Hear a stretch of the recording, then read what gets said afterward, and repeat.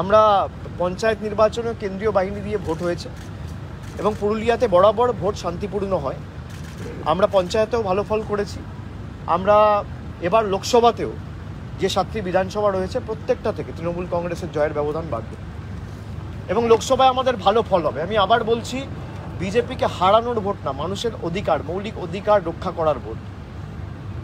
এই যে অভিন্ন দেওয়ানি বিধি করে মানুষের মৌলিক অধিকার কেড়ে নেওয়া, সংবিধানে আপনার ভোটাধিকার কেড়ে নেওয়া, এসটি কর্মীদের মধ্যে ঝগড়া লাগিয়ে রাখা, মূল্যবৃদ্ধি আকাশ ছোঁয়া, আজকে এই যে একের পর এক ঘটনাগুলো ঘটেছে, বাড়ির টাকা বন্ধ, রাস্তার টাকা বন্ধ, জলের টাকা বন্ধ, সর্বশিক্ষা মিশনের টাকা বন্ধ, আপনি আমাকে দেখাতে পারবেন একটা চিঠি জ্যোতির্ময় সিং মাহাতো লিখেছে, বিজেপির একজন বিধায়ক লিখেছে? আপনি দেখান, আমি পায়ে হাত দিয়ে নমস্কার করবো, ক্ষমা চাইব। আমি খালি বলছি শ্বেতপত্রটা প্রকাশ করুন, এরা পারছে না।